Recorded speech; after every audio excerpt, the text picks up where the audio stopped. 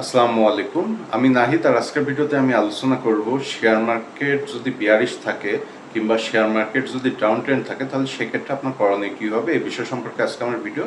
তো চলুন ভিডিওটি শুরু করা যাক। দেখুন, শেয়ার মার্কেট যদি ডাউন ট্রেন্ড থাকে বা শেয়ার মার্কেট যদি বিয়ারিশ থাকে বা শেয়ার মার্কেটে শেয়ারের দাম যদি দীর্ঘদিন পড়তে থাকে বা শেয়ার মার্কেটে যদি শেয়ারের দামের দরপতন হয় তাহলে সেক্ষেত্রে আপনার করণীয় হবে নাম্বার এক, আপনি যদি লং টার্ম ইনভেস্টর হন তাহলে সেক্ষেত্রে এই সুযোগটাকে কাজে লাগাতে পারেন।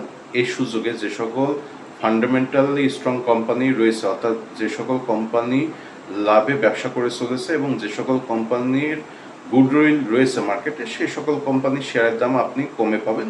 তো এই পরিস্থিতিটাকে কাজে লাগিয়ে আপনি ভালো ভালো কোম্পানির শেয়ার ক্রয় করতে পারেন। যে সকল কোম্পানিগুলো ফান্ডামেন্টালি স্ট্রং বা যে সকল কোম্পানিগুলোর মার্কেটে গুডউইল রয়েছে, আপনি সে সকল কোম্পানির শেয়ার অল্প দামে ক্রয় করে রাখতে পারেন।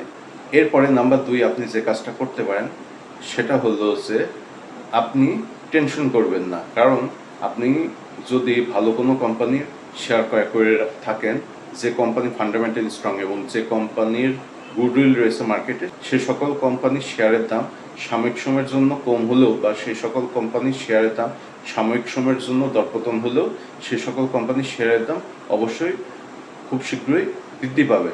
তো এই ক্ষেত্রে আপনার করণীয় হবে প্যানিক সেল না করা। কারণ অনেক সময় মার্কেট ডাউন ট্রেন্ডে থাকার কারণে বা মার্কেট বিয়ারিশ জোনে থাকার কারণে অনেক সময় অনেকে প্যানিক সেল করা শুরু করে। তো এক্ষেত্রে আপনার করণীয় হবে প্যানিক সেল না করে ধৈর্য সহকারে অপেক্ষা করা। তো এই ছিল আজকের ভিডিও। এরকম নতুন ভিডিও না খুব শীঘ্রই আমি আপনাদের সামনে হাজির হব। আপনার সবাই ভালো থাকবেন। ধন্যবাদ।